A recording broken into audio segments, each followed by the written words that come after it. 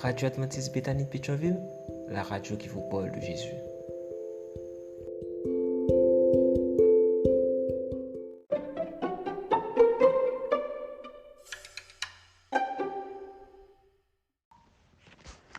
La vigile matinale provient de l'œuvre de Monica Diaz, Méditation quotidienne au féminin.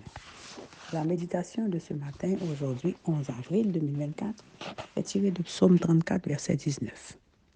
L'Éternel est près de ceux qui ont le cœur brisé et il sauve ceux qui ont l'esprit dans l'abattement. Face à la douleur des autres, page 110. Récemment, une de mes amies a perdu son père.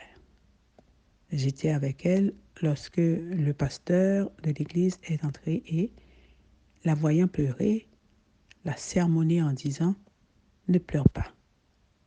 Pleurer sur la mort de quelqu'un n'a aucun sens pour ceux d'entre nous qui ont l'espérance. Si ce commentaire m'a fait de la peine, je n'imagine pas à quel point il a fait de la peine à mon amie.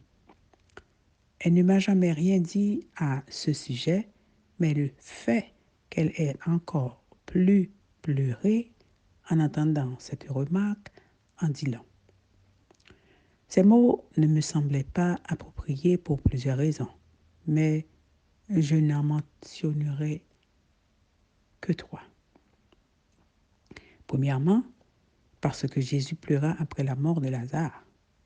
Et personne ne dirait que Jésus n'avait pas d'espérance. Jésus avait non seulement l'espérance, mais aussi le pouvoir de ressusciter son ami de la mort, mais il éprouvait aussi des émotions. Nier les émotions humaines reviendrait à nier notre humanité même. Deuxièmement, parce que la douleur de la perte est inévitable. Lorsque nous avons eu un tel lien avec quelqu'un qui a généré du bonheur, la souffrance est la réponse naturelle de notre cerveau à la perte de cette source de bonheur. Cette source qui libère deux hormones du bonheur appelées ocytocine et dopamine.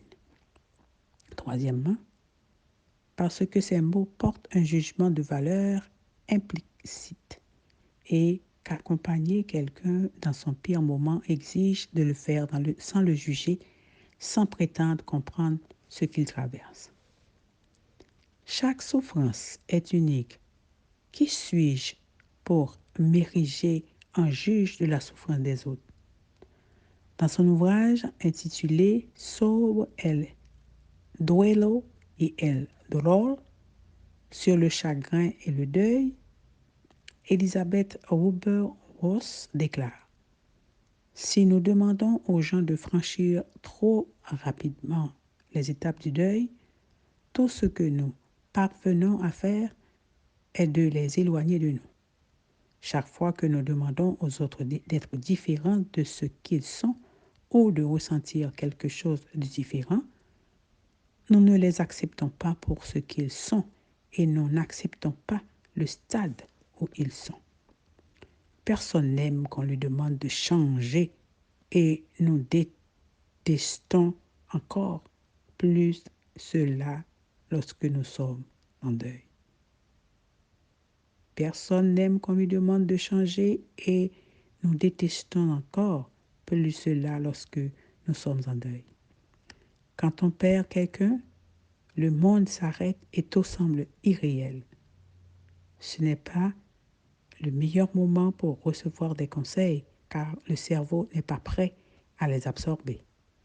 Tout ce que cela fait, c'est éloigner la personne et perdre sa confiance. 2 tragédies en un jour. Voulez-vous aider face à la douleur d'un autre? Les mots ne sont guère nécessaires. Il s'agit d'apaiser par une étreinte et par notre simple présence, être prête à faire ce qui doit être fait. Amen, amen, amen.